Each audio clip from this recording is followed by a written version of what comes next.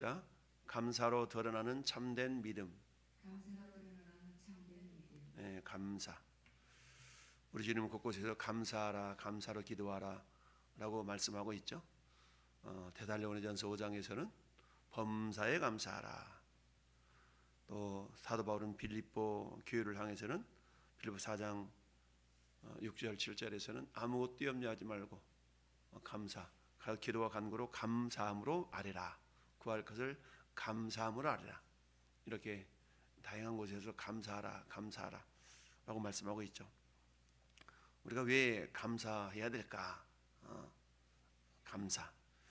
감사라는 것은 자주 말씀드리지만 받은 바 은혜가 인쳐진다라는 얘기는 확증한다, 내 소유로 인정된다, 이런 의미가 있거든요.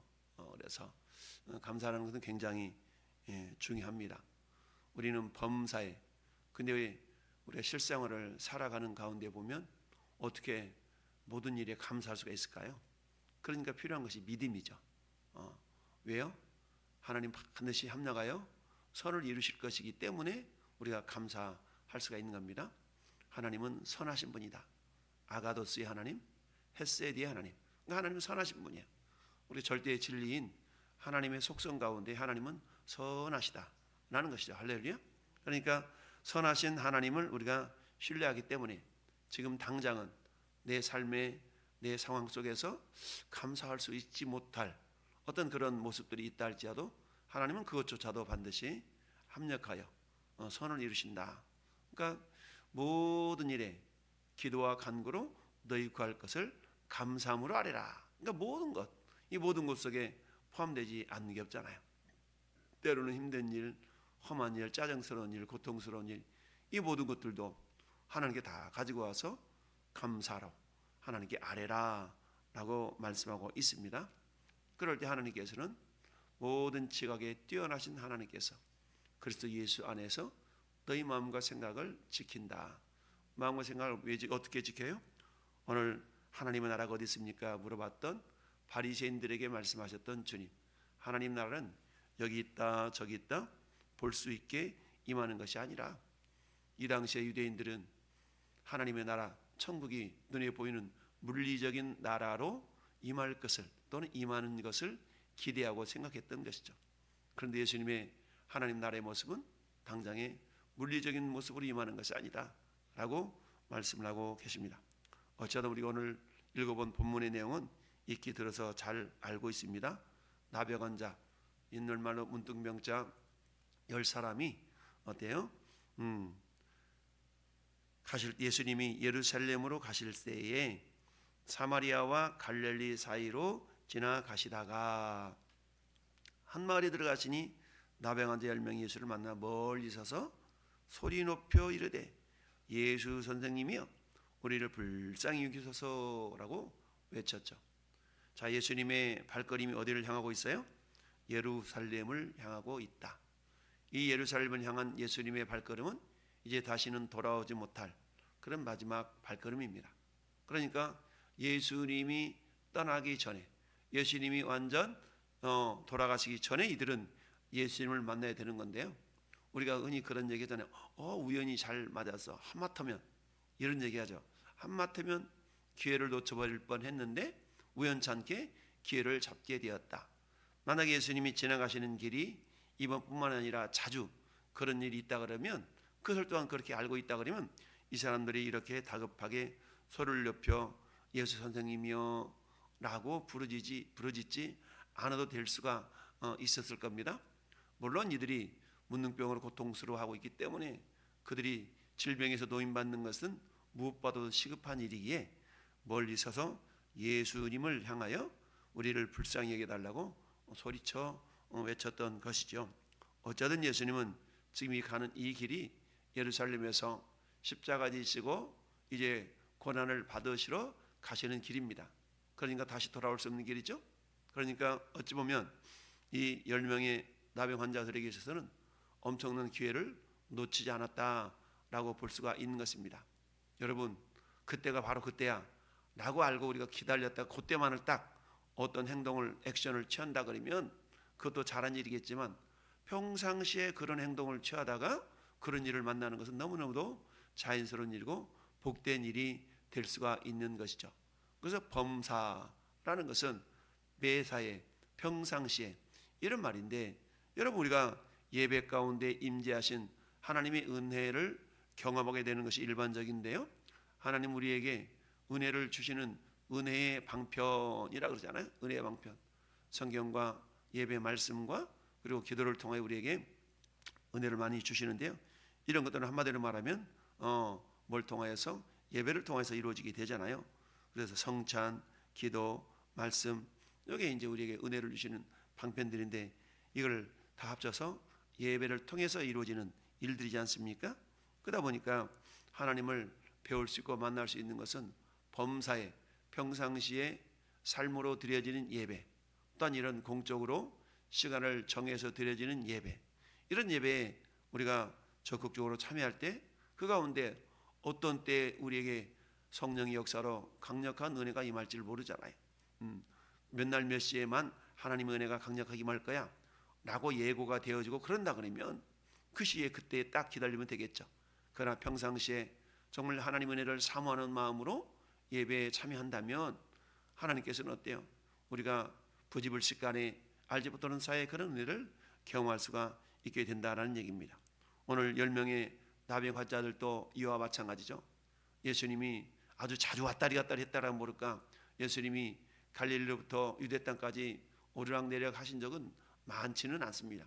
3년 동안에 여러 번 절기 때마다 있었기 때문에 1년에 고작 해야 몇 번이거든요.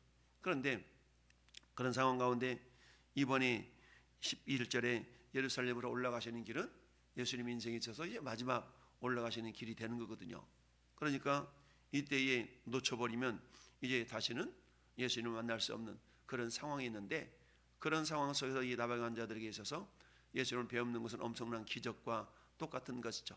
이 지나가 버리면은 다시 만날 수 없었는데, 물론 이들은 그 사실을 알지 못했지만 그들 속에 병을 낫고자 하는 그런 사모함과 간절함이 있었기 때문에 어찌 보면 예수님에 대한 소문을 듣고 이제나 지나가려나 저제나 지나가려나 아마 기다리고 있을 수도 있었던 것입니다.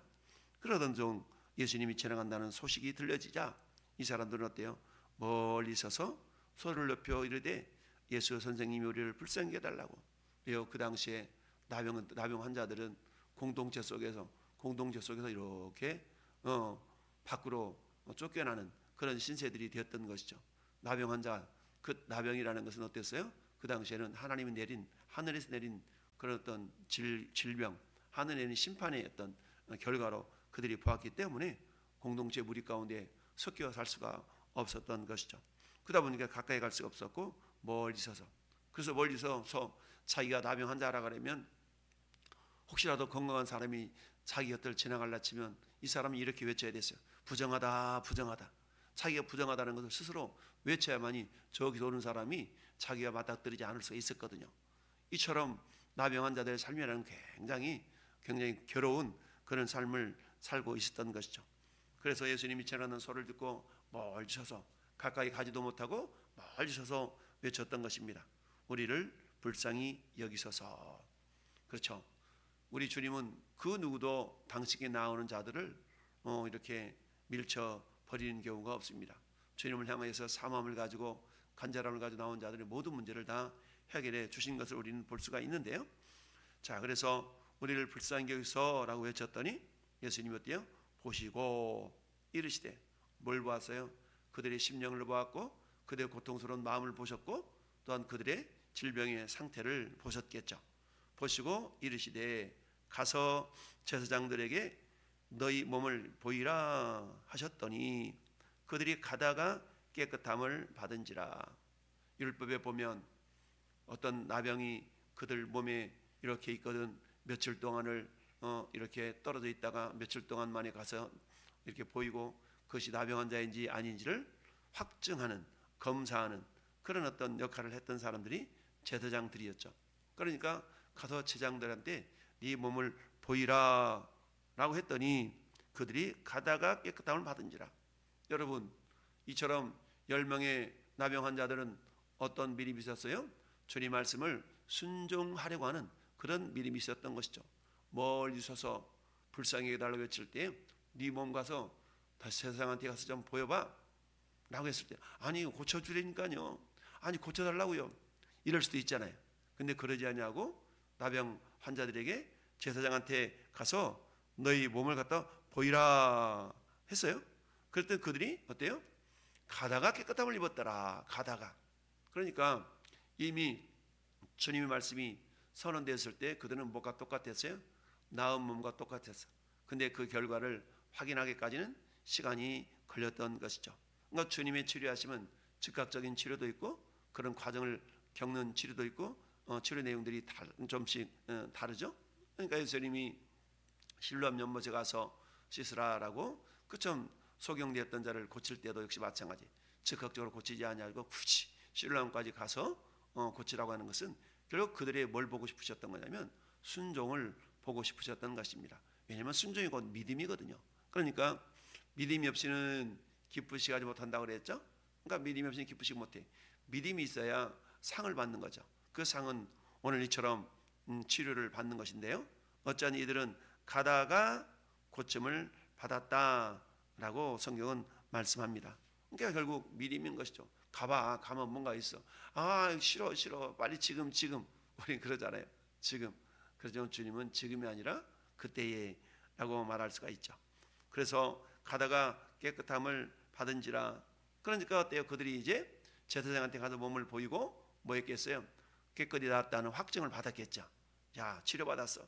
그러니까 그 중에 한 사람이 자기가 나은 것을 보고 큰 소리로 하나님께 영광을 돌리며 돌아와서 예수님의 발 앞에 엎드려 감사했다. 예전 성경 사례했다라고 그랬죠. 그는 사마리아 사람이라. 한 사람이 사마리아 사람이라는 얘기는 나머지 9사람은 유대인이었다라는 얘기죠. 그러니까 유대인, 이건 무슨 얘기입니까? 어찌 보면 이 유대인과 사마리아 사람은 평상시에는 상종도 하지 않았어요. 근데 어때요? 이들이 나병, 즉 문둥병이라는 그야말로 천형과 같은 그런 병을 앓고 있었기 때문에 자기 공동체 속에서 전부 다 외면받았던 사람들이죠. 그러니까 유대인이든지 사마리아인이든지 결국 그들은 어때요? 같이 모여 있을 수밖에 없었더라. 그런데 어때요? 이 9명도 치료를 받았을 터인데 한 사람만이 와서 예수님께 감사했다. 그러면 어때요? 예수님이 분명 저들은 다 나았을 텐데 라고 주님이 이미 알고 계신 것 아니겠습니까? 그래서 10사람이 다 깨끗함을 받지 아니하였느냐? 그 9은 어디 있느냐? 나머지 9사람은 유대인들이었는데 어찌 보면 유대인들은 뭐예요? 자기들이 치료받는 것을 아주 당연하게 여기며 오지 않았을 수도 있죠. 그러나 평상시 유대인들로부터 천대받고 멸시받고 인간 취급을 받지 못했던 그 사마리아인은 어때요? 야, 내가 이런 취급을 당했는데 내가 여기에 고침을 받다니 라고 하면서 은혜에 대해서 더 깊게 감동을 받았을 수도 있겠죠. 우리가 그럴 수 있다는 얘기입니다. 나에게 일어나는 그런 하나님의 놀라운 은혜들이 우리는 당연하게 우리가 여겨지는 경우가 없지 않아 있죠. 우리가 은혜라는 찬양 우리가 가끔 부르지 않습니까? 당연한 것 하나도 없다라는 것은 가사가 있는 것처럼 그렇죠. 당연한 것 하나도 없습니다.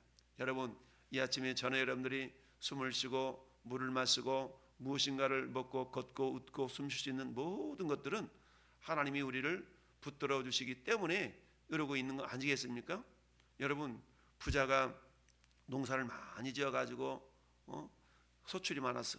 그러니까 창고가 부족해. 그래서 그때 창고를 많이 짓고 뭐라고 그랬어요?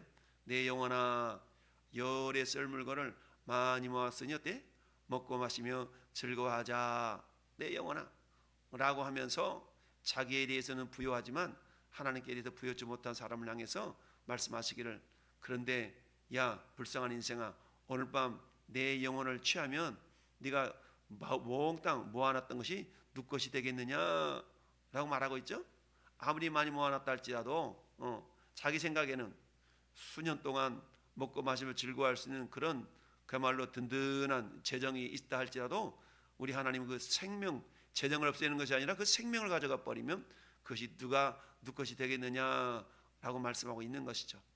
우리 하나님 우리의 생사화복을 주관하시는 분이신데 오늘도 우리가 이 자리에 있으면 하나님의 은혜요, 하나님의 붙드심인 줄 믿습니다. 그래서 우리는 매 순간순간마다 기적을 경험하는 삶을 살고 있음에도 불구하고 그 기적을 당연하다고 여기는 거죠. 여러분이 자다가 하나님의 심장을 뛰지 않도록 가만히 내버려 둬버린다고 어떻게 했어요? 우리 죽는 거잖아요. 우리가 당연한 것 하나도 없어요. 우리가 잘 아는 히브리서 1장 3절 말씀, 우리 하나님께서는 능력의 말씀으로 뭐 한다고요? 만물을 붙드신다라고 그랬죠. 능력의 말씀으로 만물을 붙들고 계셔요. 그러니까 지금도 하늘 보좌 우편에서 주님은 일하고 계시는데 어떤 일을 하셔요? 당신의 말씀으로 그야말로 창조한 이후에 그 만물들을 붙들고 있는 것이죠. 별들이 서로 부딪히지 않게 하시고, 태양이 일정한 거리에서 지구가 태양을 일정한 거리에서 지구가 태양을 돌게 하시고, 그야말로 밤과 낮이 되게 하시고, 이 모든 것들은 우리 주님의 능력의 말씀으로 붙들고 있다라고 성경이 말씀하고 있는 것이죠. 근데 우리는 그것을 어떻게 해요? 당연하게 생각하는 것이죠. 숨쉬고 걷고 먹고 이런 것을 당연하게 생각하다는 얘기입니다. 여러분, 가만히 이 서 있는 이 자체도, 서 있을 수 있는 것도 얼마나 감사합니까? 제대로 서 있을 수 없으면 어때요? 지팡이를 짚고 서 있는 모습, 이런 것도 제가 그냥, 저는 한 달 동안 어찌요 그 뭐라 그래, 다리가 이 고관절 이상으로 고생했는지 몰라요. 근데 병원 가서 나은 게 아니에요. 여러분이 기도해 주시고 하나님의 은혜로 그야말로 100%는 아닌데 99%는 회복됐어요. 할렐루야. 그러니까 이 모든 것도 하나님 은혜거든요. 병원에서는 고통은 더 되는 것 같아요. 그래서 아예 기도하는 건 하나님 방법을 가르쳐 주시고, 자, 그렇게 해서 운동하면서 이렇게 했더니 지금 99%가 회복돼 가지고 잠을 잘 자고 있습니다. 할렐루야. 주님의 은혜예요. 그러니까 이 모든 것들도 주님이 평상시에 건강할 때는 몰라, 그런지 몰라. 그런데 몸이 불편하니까 너무 힘들고 괴로워. 그러면서 때 더욱더 주님을 또 의지하고 기도하고 또 이런 삶을 하게 되는데, 어찌하든 9명은 어디 있느냐? 한 사람밖에 없느냐? 그렇죠? 이 한 사람은 어때요? 자기는 외면받고 멸시받았던 그런 사마리아인인데 이렇게 고침을 받았으니까 얼마나 감사하겠어요. 그래서 가만히 있을 수가 없어서 예수님께 돌아와서 감사하고 하나님의 영광을 돌렸다라는 얘기입니다. 그러자 놀라운 일이 발생합니다. 어떤 일이 발생해요? 예수님이 19절에 그에게 이르되 일어나 가라, 내 믿음이 너를 구원하였느니라 하시더라. 여러분, 이처럼 감사는 받은 바 은혜가 인쳐지는 거라고 그랬어요. 인쳐진다는 얘기는 이 사람에게는 나병이 다시 발발할 수 없는 그런 어떤 은혜가 있다는 얘기고요. 나머지 9사람에게는 나병이 일시적으로는 치료됐지만 다시 재발할 수 있는 가능성도 있다라고 우리가 볼 수 있는 거거든요. 그러면서 네 믿음이 너를 구원하였느니라.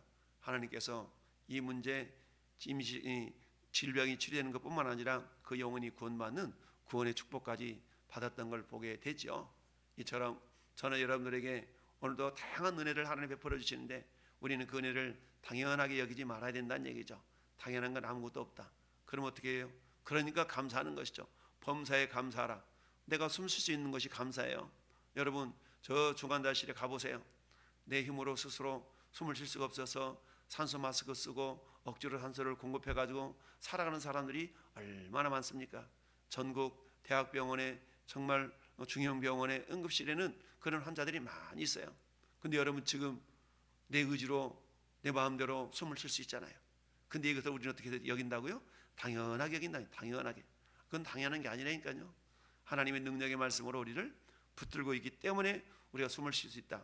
그러니까 어때요? 범사에 감사할 수밖에 없는 그런 모습임에도 불구하고 우리는 어때요? 감사보다는 남과 비교하면서 하나님 이럴 수 있습니까? 저럴 수 있습니까? 원망과 불평이 많이 있죠. 이 아침도 우리 하나님은 저와 여러분들이 말씀합니다. 이미 하나님의 나라 물리적으로 뭔가 나타나야만이 그게 감사거리가 아니다. 이미 너희 안에 하나님의 나라, 즉 하나님의 나라는 뭡니까? 주님의 통치를 받음으로 말미암아서 내 안에 의와 평강과 희락이 있는가? 하나님 나라는 먹는 것과 마시는 것이 아니라 오직 성령 안에서 의와 평강과 희락이니라 라고 로마서를 통해서 주님께서 말씀해 주신 것처럼 내 안에 기쁨이 있는가? 내가 주님의 선하신 뜻을 이루어 드리려고 하는 그런 마음이 있는가? 의와 평강과 어떤 상황 가운데서도 요동하지 않는 그런 마음의 상태인가? 그럼 내 안에 천국이 이루어지고 있는 겁니다. 이런 내 마음에 천국이 이루어진 그런 사람이라야만이 영원한 천국을 사모하지, 내 마음에 그런 천국의 모습이 경험되지도 않았는데 어떻게 영원한 천국을 사모하겠어요?